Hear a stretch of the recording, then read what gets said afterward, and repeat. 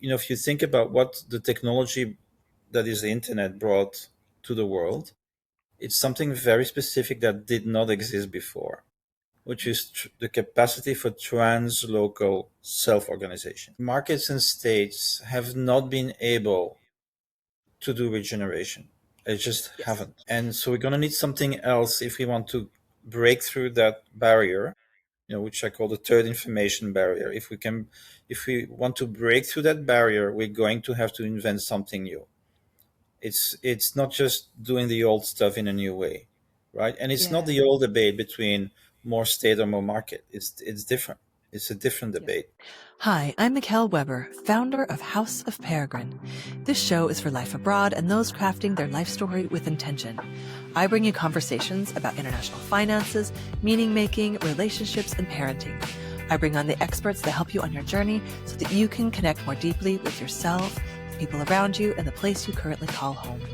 Find out more at houseofperegrine.com, where you can find exclusive guides, products, software, and a community that's waiting to welcome you. Welcome to House of Peregrine. Hello, everyone, and welcome to the House of Peregrine podcast. I'm Mickelle Weber, your host, and today's guest is one of those minds who help you zoom out and then somehow comes back down to earth with more clarity.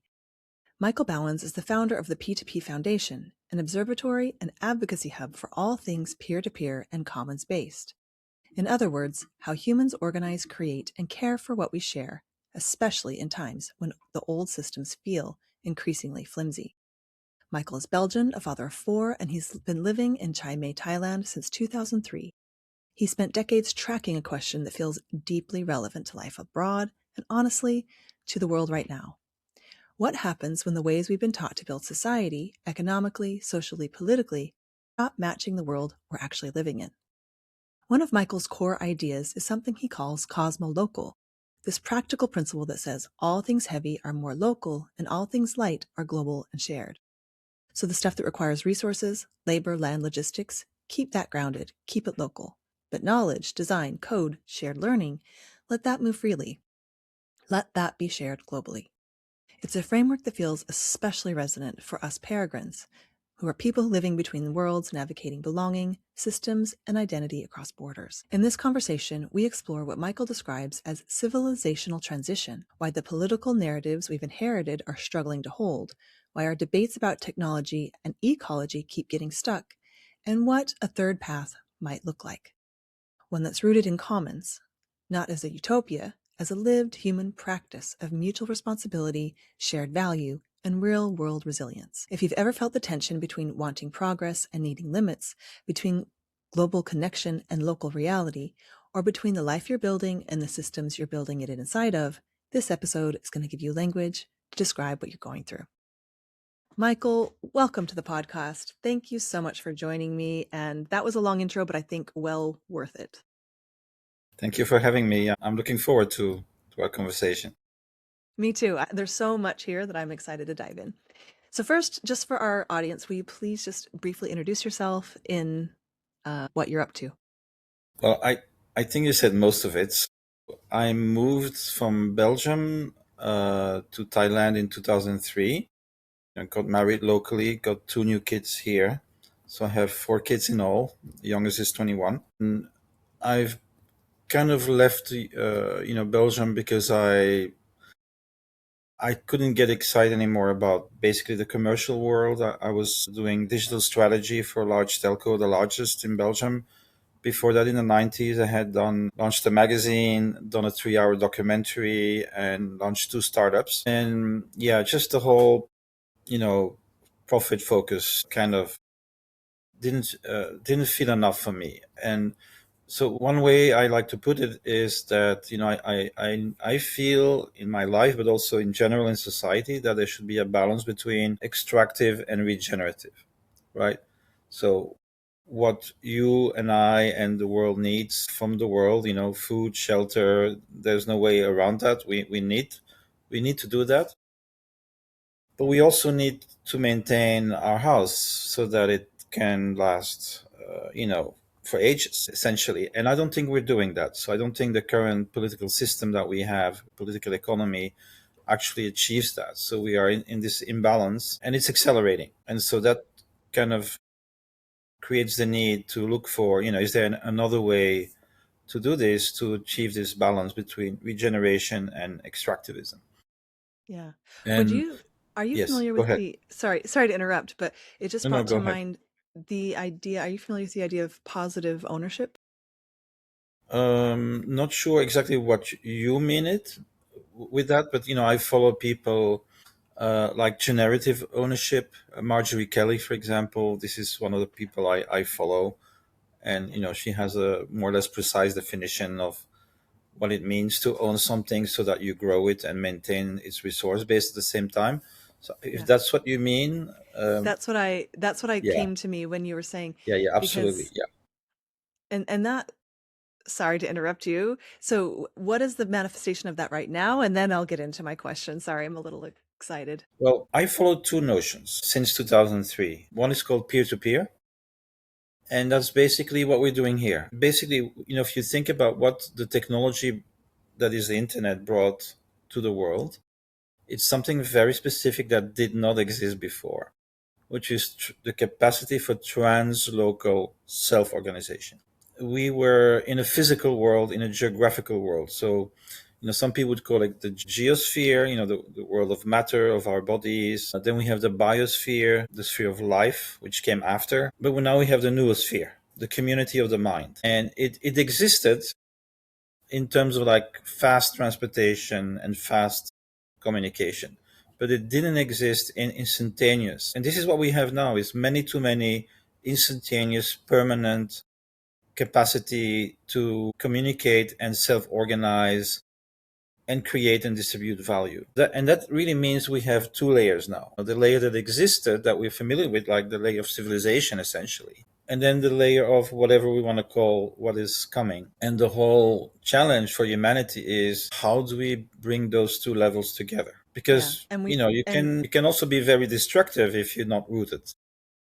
yeah, rooted and have So, values and have so actual we need to value rethink. guided. We need to rethink the relationship, and that's why I talk really about post-civilization, because I actually do think that civilization, which came after the tribe, so that you have the tribal world based on kinship, based on location. Then we have this larger complex world based on division of labor, armies, states, commerce, with markets and states. And this has been the case for 5,000 years, in different iterations, but that remained the basic organization of our world. Town and country, getting a surplus from farming to get industry going, then get a surplus from industry going to get the cognitive going. And I think this is where we are. And so you think we're going somewhere new. Absolutely. And in And I my more agree. I optimistic just think, days, I call it post civilization, because I actually think if it's no longer just based on the physical relation between town and country, it's going to be something different. And I actually, just wrote an article about this. It's called it Breaking the Third Information Barrier, right? yeah, awesome. So humanity was doing gifting and commoning mostly, for thousands and thousands of years. So, the state and the market were not existing or very marginal. Then we move to this kind of permanent coexistence and competition between state and markets forms, either the nation or the corporation. But I think actually we're now going to something new, which is based on, and let me just use the words first, even if they're difficult for most people: stigmergy and the commons. Stigmergy means mutual signaling. So if you think, how does free software happen? Like Linux that everybody's using, including the biggest companies are using it now. Yeah, I use Linux. It's based on mutual signaling. So you have an open ecosystem, an open digital ecosystem, where everybody can see from their own point of view what it is they could be doing. They don't have to, but they can if they want to, if they have the right skills. And then you decide whether to give or not give your contribution to that common entity, right? So that's peer-to-peer signaling. And my claim is a very strong claim, of course, but I think you can already see it happening, is that this is a partial replacement for markets and states. Not fully, but already partially. If you just to make the advanced claim already, You're probably familiar, and some of your audience, with DAOs, distributed Yeah. autonomous organizations. Yes, but thank If you you for look at defining it, it. Go ahead. if you look at what a DAO is, that's what it is. It's incentive alignment institution, and it can do markets, it can sell and buy, it can make agreements with public authorities, make through contracts, and it can make contributions that nobody has asked for but that are allowed in the system. So open, permissionless contributions. And so it's already introduces stigmergy, but it also already is a meta organization that can deal with markets and states while actually offering even more than what they can, right? And so I Or would argue, and this offer is of course a something, very, or I would say offer something they yeah, can't, which is yeah, not yeah, yeah, yeah, replacing, something new but as well. So offer. it's both adding and then transforming the whole mix.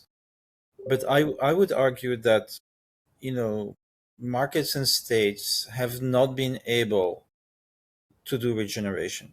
They just haven't. And so we're going to need something else if we want to break through that barrier, which I call the third information barrier. If we want to break through that barrier, we're going to have to invent something new.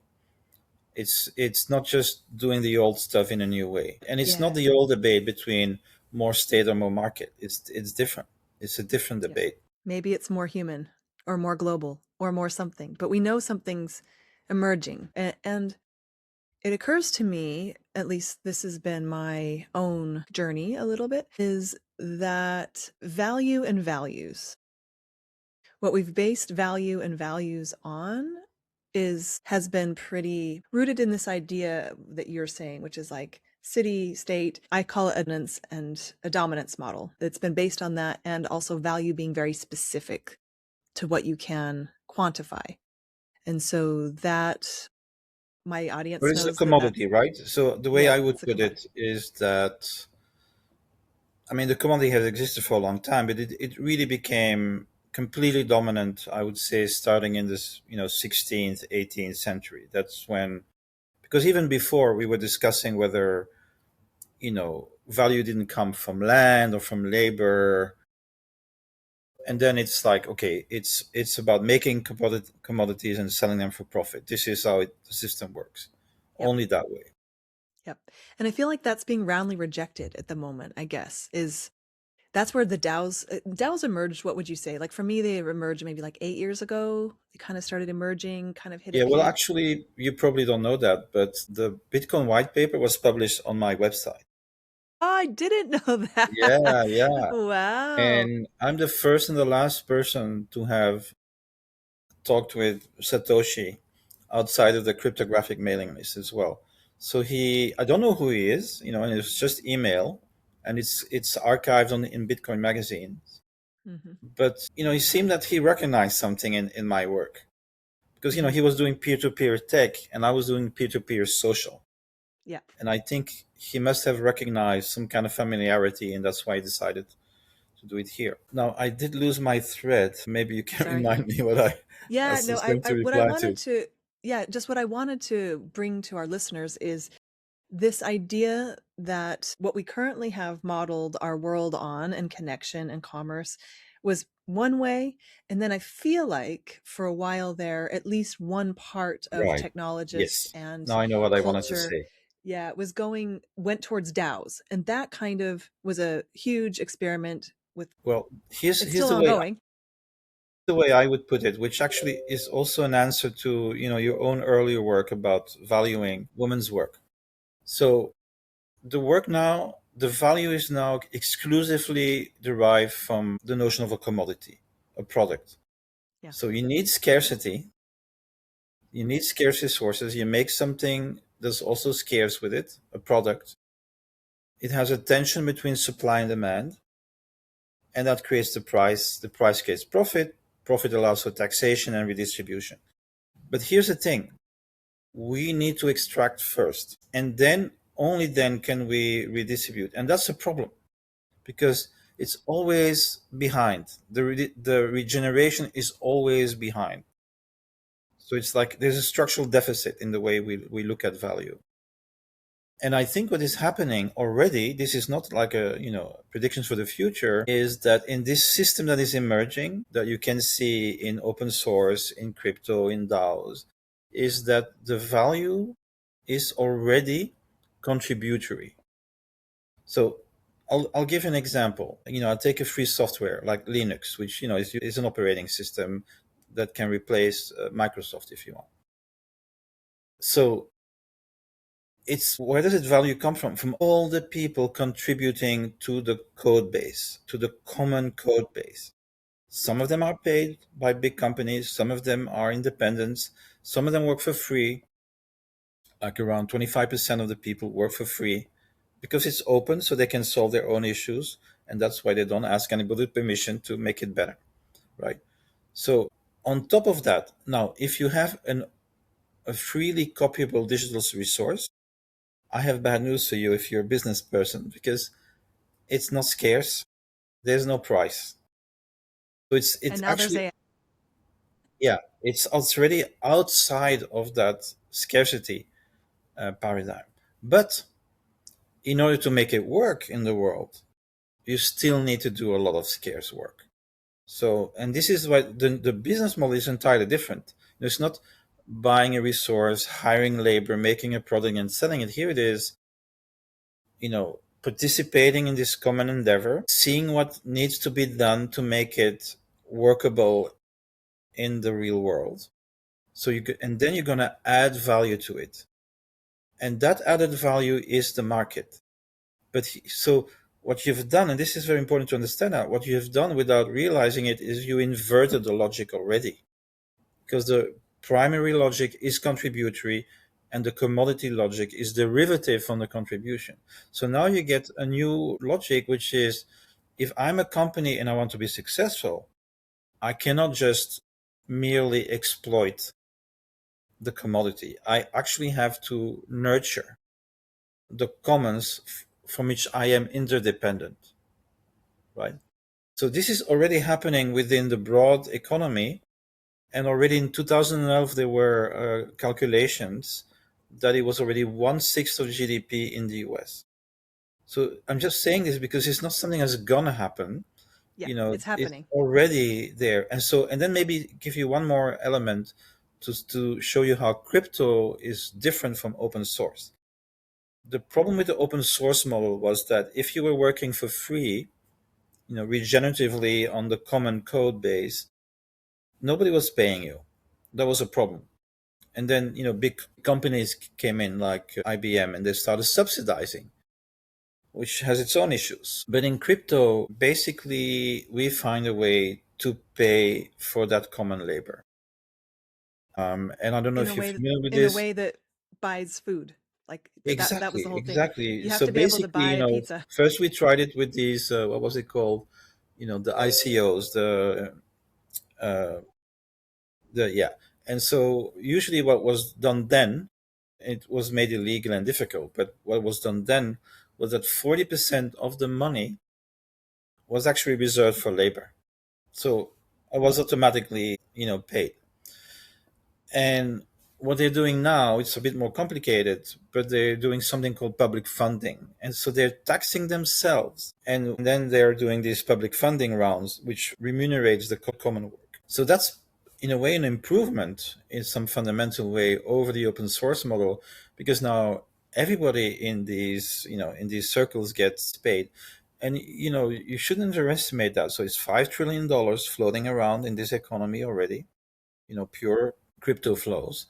You have 50 million digital nomads. Hmm. And I'm not saying they're all doing crypto, but a sizable amount of these people are doing crypto and open source Yep. and are part of this By broader, necessity. yeah, By yeah, necessity, some of them. yeah. There's different reasons. And so this is a new world that's growing within the old, right? So it's not an utopia. There's issues, there's problems, but it's definitely there. And it's definitely, in my view, where it is going, right? Yeah, and I think that people, what I have noticed is that it is in the getting into the infrastructure of our world and changing the way things are done slowly without people really noticing. And so it's like a revolution that's happening for some people, awareness. But what I think we both have kind of a inclination to do is to bring some of these values out into the real world, into the world where humans live. And crypto's one way, right? Like money, transfer of value, that's one way. But what if now that we have that, those values or those ideas, our idea of what things can be, what contribution is, what this sort of thing, So, well, what yeah, if that's the that whole can point, right? evolve? So Yeah. that's the whole point is how do you get from something that you already experiencing to a broader culture? And I think this is the kind of intermediary system where we're in. So I will offer you a reading of current politics that actually, in a way, argues this is what is happening, right? Yeah. So Let's you're hear it. probably familiar with what's his name? Okay, I forgot the name of the author. It's David Goodman, I think. No, it's about the somewheres and the nowheres, and it's an explanation of why we have populism. So basically, you have people like us, more highly educated. We know how to work with computers. We can move around. We were more or less okay with the globalization trends because, okay, we can manage. It's exciting for us, not scary. Yeah. A lot of other people don't experience the world that way because they have physical skills linked to certain types of machines that are located. They became basically more displaced and they are feeding. So we do have, you have to recognize is we do have forces in our world who actually do want to bring back the nation state. And this is and we have to take that seriously. Like these people could win and become the dominant force and could change our world in a particular way. And in a way, I think you can see the current global geopolitics as a struggle between the landlocked Chinese, Russian, state-centric, but still old form, actually old form. Even they have high tech, but they still see the world in like from the point of view of these big nation states. And then we have the more trading, business oriented, you know, American style. Okay, I what I propose to you is that there's a third force. And that third force would be all those people who say, well, we don't really want to choose between those two. I think there's something else coming. And a way to look at it is, if you had lived in the 14th century, or maybe 16th century, okay, that period, because it's hard Hmm. to pin down. But Yeah. so here's what happened, right? 90% of the people in Europe were still living on the land with lords as serfs or various, of these regimes. That was their world. At the same time, though, you had all these people in the cities, where they were highly educated, they were building something new, all these city states, right? And so now imagine you're in Italy in the 16th century. You get the Spanish and the French armies invading. Why? Because they have dynasties already. They can operate at a nation scale. They have cannons and pikes, and you cannot defend yourself, right? So at that moment, I imagine that those people in this Italian city state started thinking, we need something else. We need to move like them. We also need our own nations. So this is, I think, what I ask you to do today. Our listeners is to imagine that, yeah, most of the people are still in this world where they think, it's based on industry, working in factories and maybe in services. Or even at startups. Yeah, but there's already Yeah. something else, right? Yeah. It is something else, but the mentality is still that. It's still physical at some level. Yes, but in my world, maybe more Yeah. than yours, I'm not sure what kind of life you have, but certainly, I'm okay. I'm not a nomad actually. I'm an expat in a way. I'm or a migrant. But my milieu is actually a lot of digital nomads. And I can tell you that for them, and there's many of them, Hmm. their imagination has already moved on. Yes, absolutely. They're Absolutely. I not totally agree waiting with that. for the Netherlands or Germany to get a new lease on life and become. No, no, no, no. They're thinking about, can we join a network nation? Yes. Can we Yeah, join a absolutely. network state? So their imaginary is already post-national. And you'd be surprised. I've seen, surveys in countries that you wouldn't expect, like Nigeria and Kenya, where the young people, they don't believe in their own country. They already projecting themselves in this digital world. Yeah. And that's So this is important. this is where we are. We're not there yet, but we're Yeah. also no longer in that old world. We're in, what Gramsci calls the time of monsters, right? Where the the new is not fully born yet, and the old is not fully dead yet, and so we're in Yeah. this kind of in between period. Yeah. And I think what I meant by startups, just so we're clear, is the actual companies, not the people in them. And so the companies are still kind of based on that old model, It's even still though a they're very building. extractive system. To be honest, Yes. I've been in startups. I created two startups, right? Yeah. And it doesn't make you a happy life. 1 out of 100 people is going to succeed. It's hyper extractive, and if today I meet people like that, I feel sorry for them because they have no peace. They are always one step away from failure, hoping that they're going to make it. And I don't think this is a way to live, to be honest. Yeah. The started system has lost its appeal to me. Yes, it's dynamic. Yes, it's energetic, but the human cost, It's I still think, extractive of the human. I always yes, say that it's built on the backs of young men who are feeling, mostly men, still young yeah, men who have a desperate need to survive. And so, and the American startup system is different than the European startup system. It's like yeah, yeah. Hunger Games, They, yeah, they but high it's high. strung. Yeah, You can just see it in their body language. That they're fighting for their lives. but the extraction really is how many hours can you work? How much can you build? How much can you? And for me, that's very old thinking still, even though they're building technology, I guess, is that I just wanted, it's not just like old jobs, I feel, Yeah, yeah, that are stuck in this mentality. It's also companies that are like, we expect 14 hours a day, 7 days a week, building at hyper speed. And that's the only way to compete. And now with AI, that same that same system is crumbling because now machines can build software faster yes, than humans. And so we see it crumbling there too, I believe. yeah. Can, And can I say in a like way, a general yeah, remark on this? yeah. So I think this is a useful way to see it. So on the one hand, we have extraction regimes, like new ways of extracting value. So, hunter gathering was one, agriculture and mining was another, industry was another, and now cognitive internet AI is putting itself in place, right? Hmm. These systems are extremely costly for human beings. So once you invent agriculture, you are displacing hunter gathering tribes. They become marginal in the mountains and the marshes.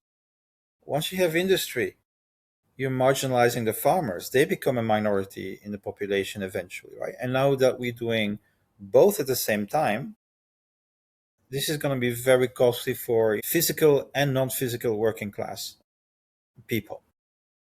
So historically, societies have reacted against that. So animism and shamanism, if you like, is the way to make the hunter gathering lifestyle human for Hmm. small tribes where everybody's kinship and loves each other. Then in civilization itself, it's religion.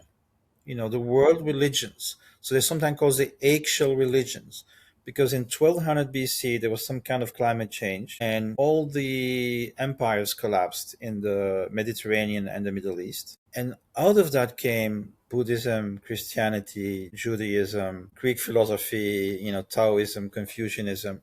So in a way, these world religions is a way to humanize what was breaking down before. And I would argue socialism, in a very broad sense, anarchism, even liberalism, they were reactions to industrialism. Like, how can we humanize industrialism, right? And so then the question becomes, what is the reaction today to AI, to the internet? And so my argument is that it's constructive networks today. So it's not a return to religion, although, a lot of people are searching in that Hmm. direction. it's also not, a new party that is going to change everything and take power. It's Hmm. going to be networks of people that are cosmo-locally organized around a common value proposition and actually decide this is how we want to live and this is how we're going to do it together. So I think, so you did the extractive regime and the purification engine, you put them together, you can have an interesting reading of history. And we are, already in this transformation towards a new extraction regime, Hmm. AI based, which is going to Yep. be very costly. Yep. But there's already also reaction to it, which is appropriating AI, appropriating, the networks for the co-construction of a life worth living. Yep.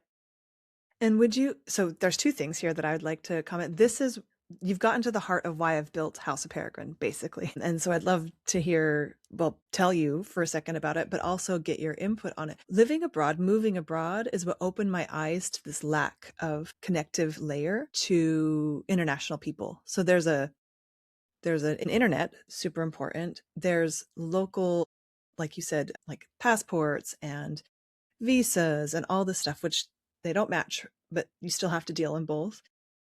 But the connective layer, or this, like the internet was too big, but there was nothing local, like meetup groups, those aren't nutritious enough in the way where you can, work on projects together, or you can trade goods, or you can actually harness this workforce that actually doesn't have a visa, that doesn't have maybe full-time work ability, because living abroad, especially partnered, brings up a different time. And so I saw this lack of layer of connectivity, and that is, and the ability to exchange value, whatever value is, money or time or resources or knowledge. And that is what House of Peregrine is at its base, is attempting to build that connectivity layer of people who are doing life together already, but it is a different layer. So there's like the local people that have lived in that place forever. There's tourists, there's migrants, and then there's this people who are maybe both, right? People who have settled, but they're migrants, but they want to exist at this larger level Yeah, yeah, yeah. of connectivity.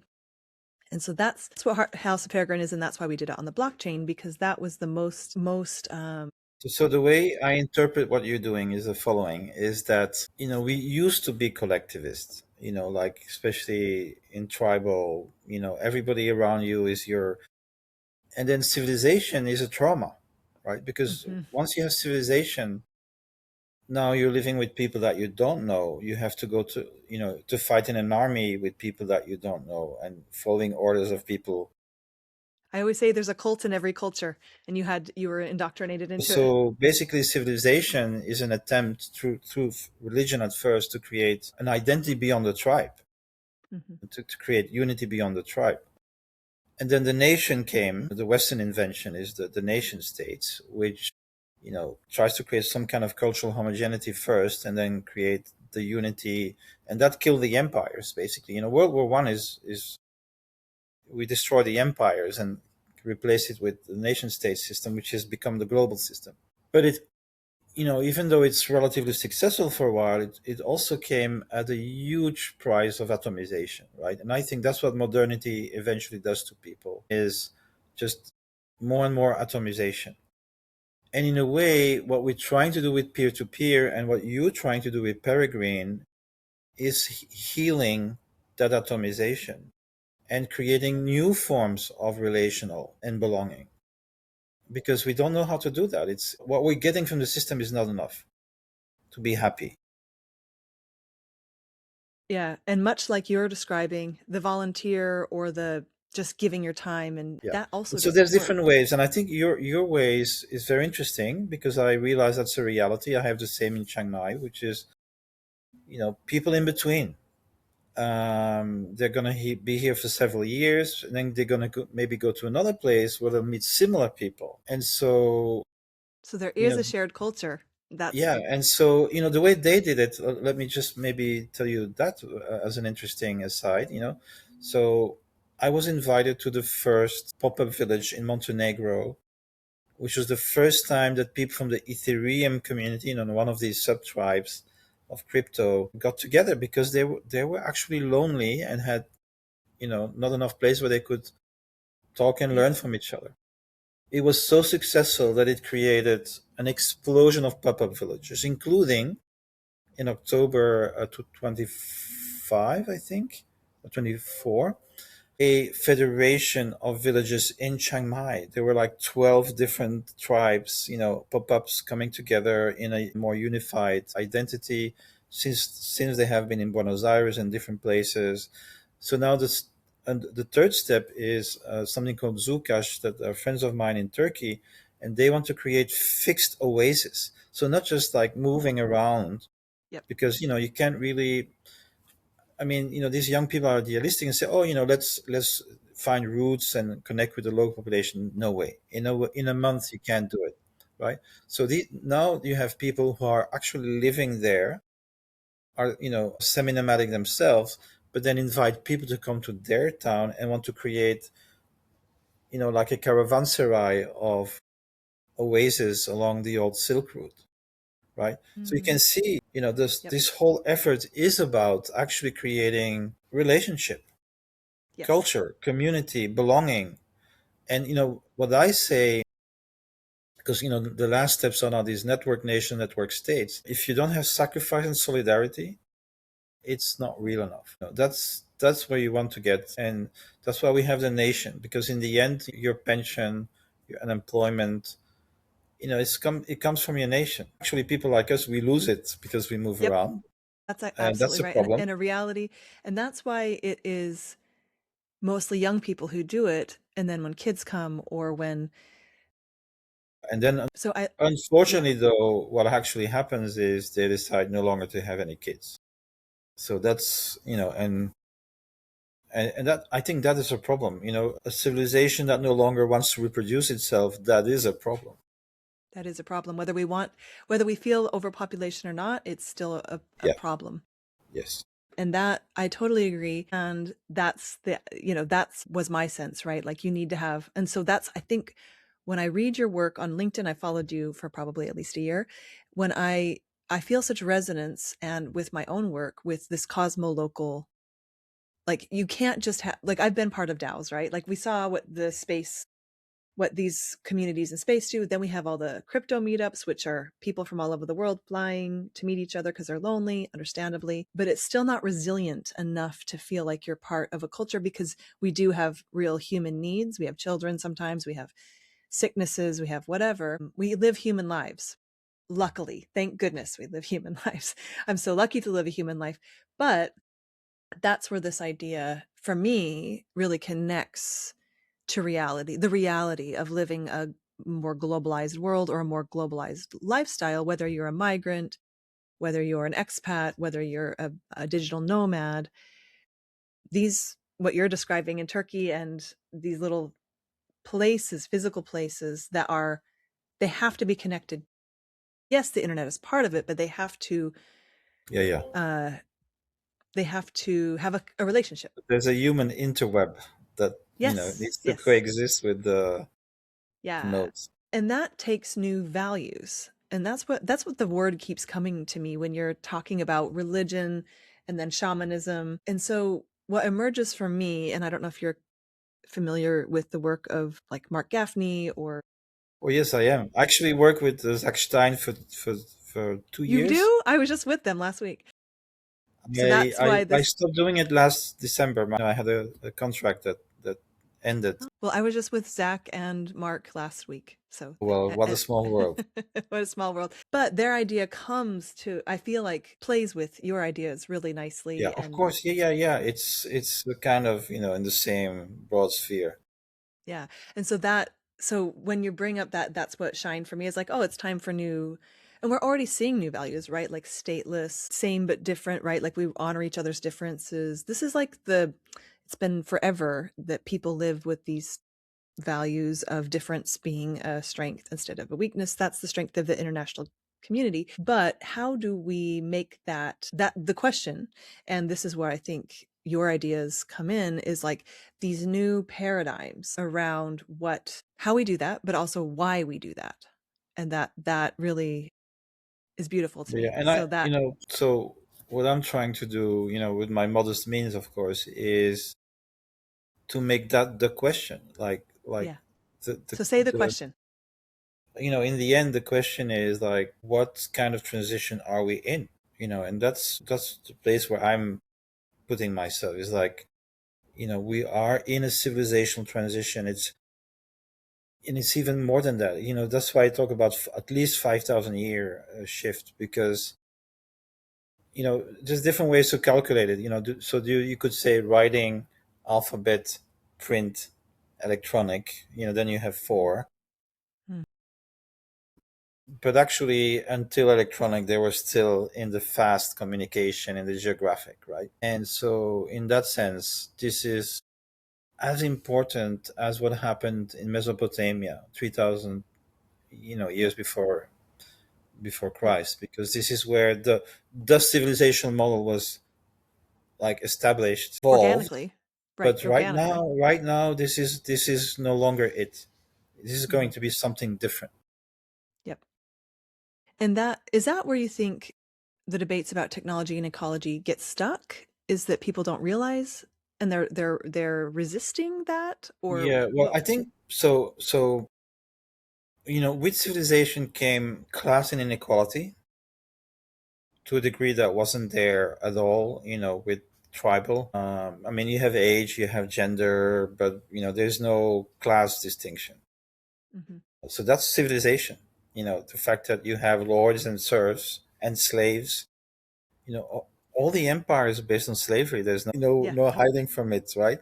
And now Yeah. it's okay. Now it's commodity labor, but basically, if you don't work, you still starve. So it's still very much. I'm not helping you because you're my family. I'm paying you if you do something for me, and otherwise, you're in trouble. So this is what civilization is. It's in a way, there's a harshness to it, right? There's an exploitation to it, Yep. and One so that I think, we don't get. and that goes with a certain view on technology and on nature, which I think today are questionable. So the kind of mastery over nature and technology as the tool to do that, right? Yep. So I Yep. think that's civilizational, and I think if we want to go to post-civilizational, we will have to rethink. There's an author I really like. He's an orthodox thinker from Russia from the 1920s, Nikolai Berdyaev. He's like a five-stage theory of technology. Let me just briefly give that to you. Yeah. Great. So the first is participation. You're in a tribal, you use tools, they're your tools, you master the tools, that you think they're animated by spiritual forces. So then we get into mechanistic. Then it becomes a pure tool, like when you do farming. Then the machine, you already lose control. Hmm. It's hard to say whether the machine or you are in charge. But once you get to digital, we lose control. We have become the instrument of the technology, right? And so in the short term, this is not a good place where we're going, because these forces, And if you're they're used to a controlling us. dominator model, If yeah. you're a gig worker, whether you work for Starbucks or for Uber, you are not a master of your world.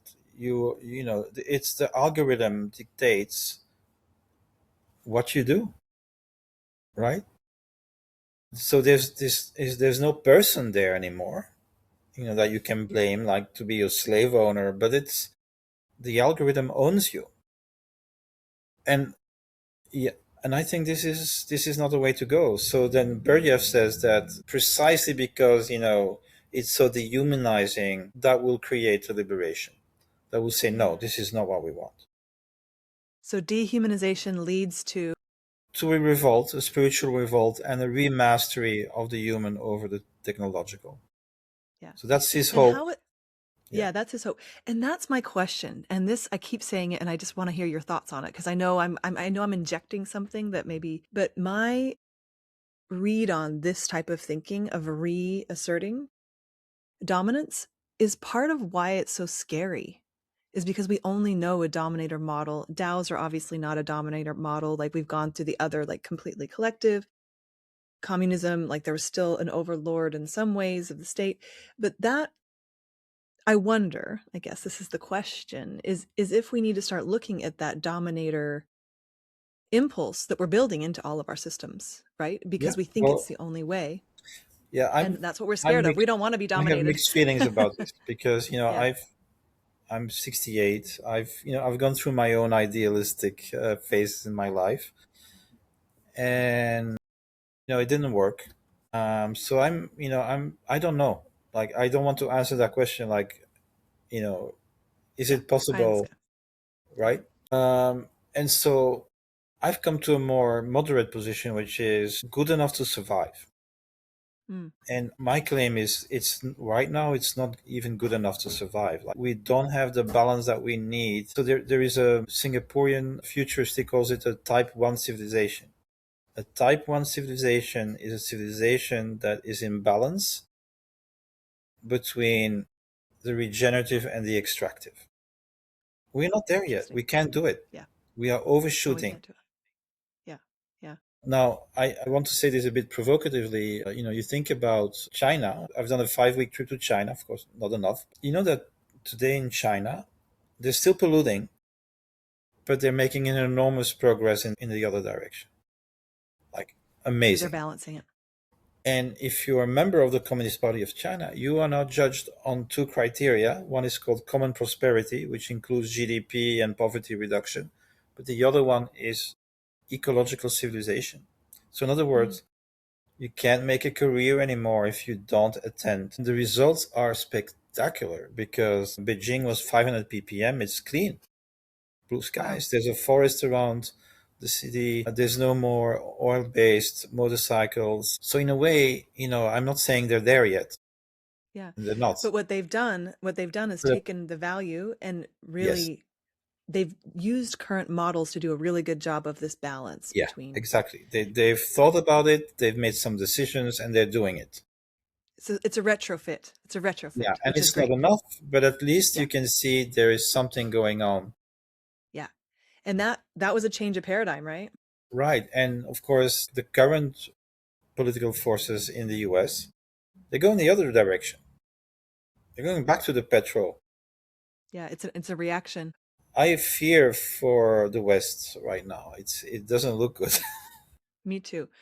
Me too. I want to go back. I'm going to ask you one provocative question, or at least go back to it, because I totally agree with you. Like, obviously, thinking is working within the current system, making progress, but the leap is what I'm, the void and the leap and where we're going is where I'm spending a lot of my time, my creative time. And my provocation that I've said to several people, but I want to see what you think, is there, and I think that Mark and Zach or whoever's writing that book is talking about it as the second shock of humanity Right. of Yeah. this AI. But my take, my feel, and I'm a very privileged white American person, totally own that. But my provocation about this really important danger that we see, that we talk about with AI and like this change, is my insight is that women have already been through the second shock in a lot of ways because they've been part of this dominator system. And again, it's there whether we want to or not, whether we have equality, whether we can vote, it's still there, right? Like we don't like to talk about it economically, it's there physically when men are big and stronger. And so unidealistically, actually realistically, I love to reimagine what generative looks like within difference. And so, and how to value things equally without things being equal. And that's my Well, imagination do of you the know next Mary step. Harrington? Okay, she's kind of she calls herself a reactionary feminist. Yeah, Bear yeah, with me what that means because it is interesting. So she gives a kind of a history where, before capitalism, families were working as a unit in the same hmm space. So once you have industrialization, what happens first is that the men leave.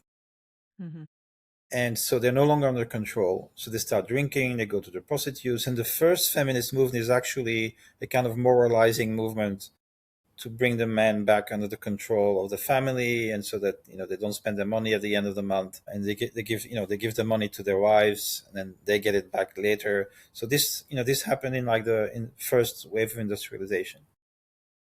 The second wave was, the bourgeois wave, which is basically getting equal rights. Why can't I have a bank account? Why can't I inherit the same amounts? When my father dies, those kind of questions. So legal equality. The third one she calls biofeminism, and this is the one I grew up with. With anything a man can do, a woman should be able to do. So let's eliminate all the things. Nice. Yeah.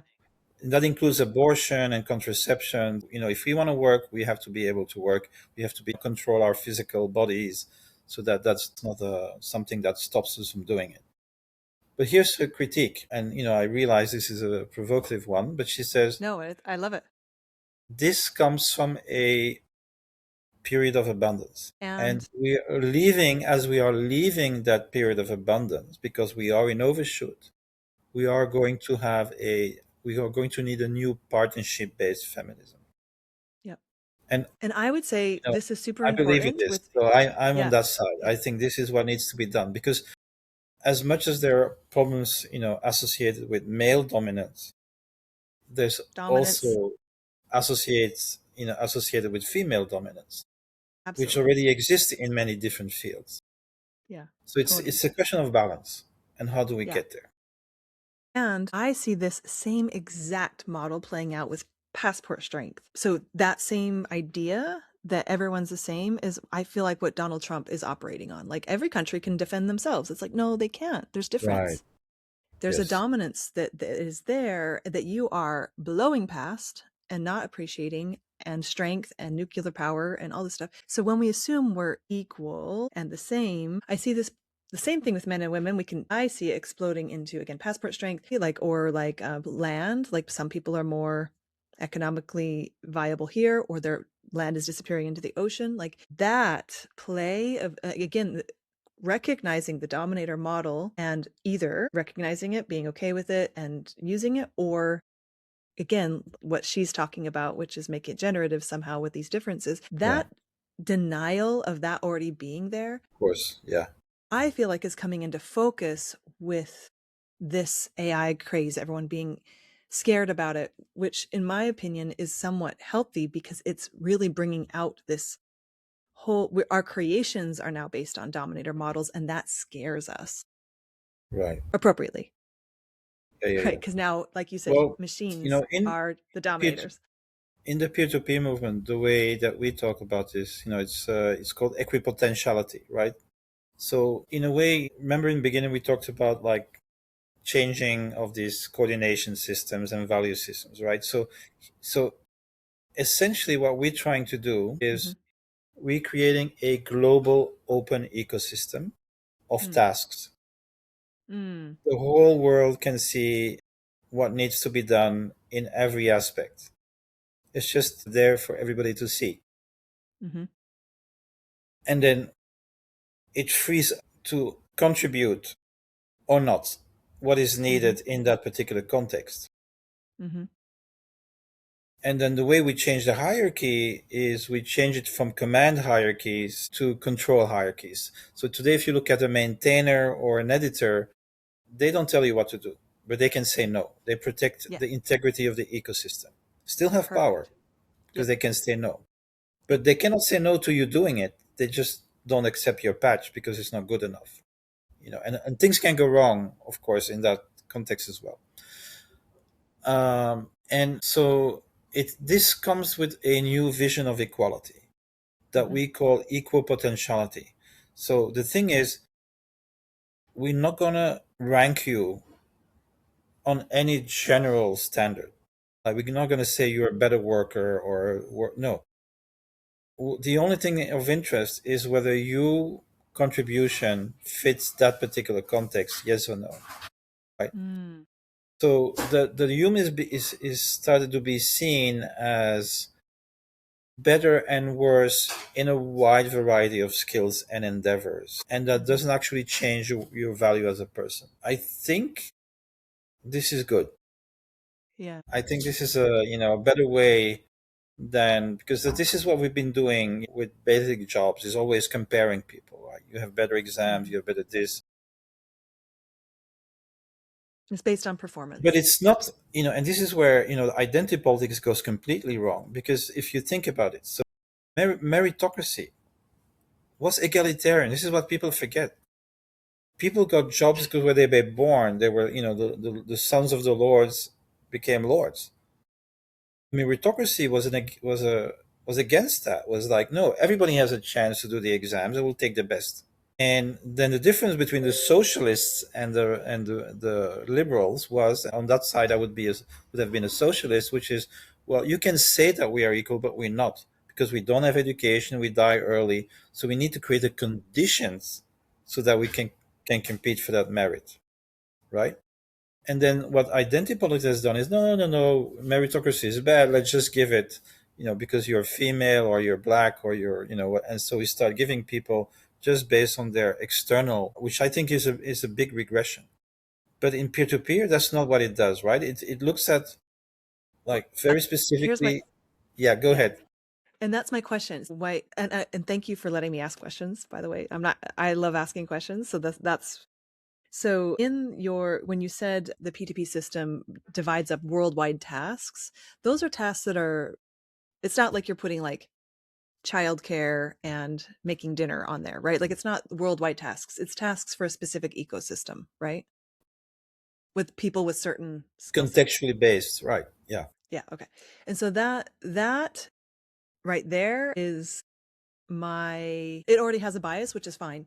Biases are fine. But with identity politics, that for me is trying to balance the context. And that is maybe a regression in some ways, but also a recognition that you can't actually operate in the context the same way. And so trying to balance for the context, because the context hasn't changed yet, right? The context being whatever it is, ability to work, racism, sexism, or even just, you know, I don't know, skill, who knows, access to education. And so that I think is an argument to have more micro systems instead of one big system, Yeah, yeah, yeah. which And that's I think is what ideally what we Cosmo-local, we get in this, in yeah, a peer-to-peer system yeah, is. yeah. Yeah. And that So that can really I say something resonates. about scale? I Yeah, yeah. so is so when I talk about cosmo-local, it's not just everything is cosmic, right? Or because Mm-hmm. some people would say, oh, I'm working on the computer, I'm being cosmo-local because of course I have my body here, and you know. So it's really about three things. One is relocalization. So Uh-huh. we believe that the current neoliberal globalized supply system is not compatible with the long-term balance between our use of the planet and the resources. So that's one. So relocalization, in a way, it's an ecological claim. It's that we need to reproduce a lot more things closer to the place of need than we have used to. Mm-hmm. Uh, because 2/3 of matter and energy is actually spent on transport today. Mm-hmm. So by doing this systematically, we can really reduce our human weight on the planet. So hyperlocalization also means autonomy. It's like, where do we get our food from? Where do we get our renewable energy from? So there's a lot of things we can actually get locally. Maybe not everything, because Yeah. who knows? The solar panel might still come from China, but it's a way of thinking, right? And thinking of subsidiarity of material production. Where can we sensibly do it more local so that we are lighter on the world? The second is bioregionalism. That's a very important scale, which is the scale of complementarities of regenerative work. I'm Mm-hmm. doing permaculture, you're doing renewable energy, you're doing sustainable housing, you're doing biocircular transport vehicles, etc., etc. And so this is ecologically centric, right? Then this is more maybe controversial for some people, but I think that the national level is pertinence because it's history, it's culture, it's politics, it's how people constituted themselves as communities. So I don't think it will disappear, but I think that the nation state can be a vehicle for facilitating bioregions. Totally. I agree with you. And then the fourth level is the cosmo-local, right? So the way I see it is you have bioregional guilds, and those are people, doing complementary things at the bioregional level, but then you have cosmo-local guilds, and they're all the people doing the same thing globally, learning from each other, Yep. right? Yep. So if you do permaculture, you're connected to all permaculturists, and Mm-hmm. you're learning in real time, you know, what other people in other similar circumstances have learned. So this is for me, it's a world order. It's a way of conceiving a new civilization Yep. that is already there. Yep. And and you've just described House of Peregrine. You've just described it. All right. Like, well, that's what we're building. And Yeah. that synergy between a worldwide network of exchange of ideas, but also, I mean, that's exactly that is the reason I resonate so strongly with your work, is because that is the connection to House of Peregrine, because that is the layer where we are building that. I love that. For me, at least, that was my journey through crypto and seeing how extracting and trying to replace the nation state and all this stuff. It's like, yeah, cool. Like that It is super didn't important. it didn't have the relational values, Exactly. right? They were Exactly. dreaming of trustlessness and Yes, everything done through these anonymous, and that's not, absolutely. Yep. the human is not working that way. It didn't work. Luckily, humans don't work that way. And of course, you do need some trust, trustless, and we do need to think through that, but that's not the ideal. That's not reality. And anyone who isn't living on a computer, like I'm married to a tech guy, I love him, but like Uber is not the ultimate, you know what I mean? Like that is a cool invention, but it's not made for families. It's not made for, and now it's more global than it was when it started. But these companies that are being, and I would include crypto in this, these inventions are not always, they aren't based on humanity. They're based on a human who is not very connected to the world. Yeah, I don't know if you will agree with this. It's a bit controversial. No, yeah, I please get do. this from a guy called P.F. Jung, which I like as an integral thinker. And he Hmm. says that, the big problems today is autism and schizoid. Yeah, and I've heard his work. I've heard his work, and I don't agree with him using the word autism. So I just want to put that in because this is my podcast.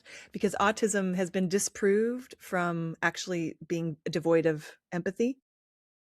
Right. That's like scientifically they don't lack empathy. And so I would say lack of empathy and schizophrenia, I'm okay with Okay, saying. it's fine. Yes. Yeah. So, but the idea, right, that some people, totally focused on some logical coherence at the expense of everything else, and that's, Yep. exaggerated.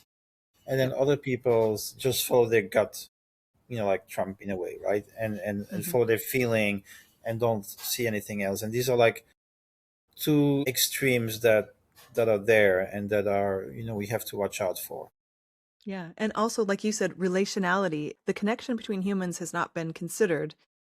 It's Yeah. been But exploited, but I it would hasn't. still agree, and maybe maybe that's a prejudice, but that a lot of people that I meet in the software developing world, do have more of this kind of like tendency to be disembodied, you Yep. know, Yeah. and that Or is a like, problem because they're designing our stuff, you know. totally agree. Yep. And that I had this huge discussion with my partner early on about what the word technology and progress means. Uh-huh. And technology could only be used for certain things. And I was like, wait a minute, there's relational technology, there's all these technologies that are there, spiritual technologies even, that Yeah, we of can course. download. And he just went, for a lot of years we had this debate, and he's obviously a very technical person. And progress, what is progress? Is it making something new and shinier? And what is progress? Because progress for me looks different than progress for you, and it's not always the next biggest thing, in Yeah, yeah, one straight line, right? yeah, And so I feel like that is, and we don't have humanity, and this is again Mark Gaffney's work. Humanity is not at the center, technology's at the center. Yes. And those three things is what I totally agree. And technology for technology's sake. And honestly, I think that's why we see AI coming out the way it is with those misconceptions coming. And that's what scares us, right? We don't want those people in charge, Maybe it's those because things in I'm charge. getting older, but Yeah. I don't feel really, honestly, that any technology that we're doing now is actually bringing much to the table that we didn't have before. I think this is not what it's about. It's not about, as much as I appreciate it as an intellectual to be able to search the Yeah. whole. So let me give you my thoughts about AI, and I'm really sorry, we need You to got to wrap it go. I up. know. Yeah. But so I see AI for two things. One is universal synthesizing machine, right? Mm-hmm. So we had not enough information. So then we invent the internet, then we have too much information. And we can no longer absorb our own production. And this is what AI solves. It's a permanent synthesizing machine, and I'm very appreciative of what it does. As a researcher, I can really make much faster progress if I use it, and if I don't use it, it has dangers, but overall it's used. And then the second use for me is this kind of a trinity between the human, the more than human, in terms of nature, the web of Mm-hmm. life, and the artificial. I do think that if we want to live in balance Mm-hmm. overall with nature as a complex society, that we do actually need the AI as an interface as well with nature. And so I don't know if you know Austin Wade Smith. I recommend you talk to him. He talks about ecological institutions, and it's how to make the non-human visible to the human is the central question of our era. I really like that. Really love that too. Like the bees and the earthworms, we need them, but how do we know their needs? It will require all kinds of tools as well to make their worldview visible to us. So that's kind of my relative conclusion of our conversation, is that the next civilization needs to have these three things in balance. Yep. I could not agree more. Could not find a better place for us to land our conversation that went all over the place. So thank you for following that. And I think highly relevant to international life and some of the things we all grapple with. And I know you have done this for many years as well. Thank you for bringing all of that fun. I hope our audience was able to follow along. Where can people find out more about your writing and your work and what you're So first currently? of all, I have a wiki.p2pfoundation.net, which has 40,000 articles. Wow. Okay. So I monitor and curate what's happening in that field since 2005. Wow. Okay. So it's a record of civilizational transition in every field: business, spirituality, transportation, you name it, we have it. The second thing is I write regularly for Substack, and that's fourthcivilization.substack.com. So with those two, and I'm on X, Bauwens, Bauwens as well. Okay. We'll link those below. And I know you got to run, so I'm going to let you go. But thank you for spending the Yes, time. And I hope we get to have another conversation soon. it was great to talk to you. Very stimulating. Thank you so much. Yeah, you too. And thanks everyone for listening. And I'll see you next time. Okay, that's it for today. I hope you've enjoyed our show. For the latest insights on living internationally, join us at houseofperegrine.com to find out how you can connect with our community. Let's craft our life story with intention together.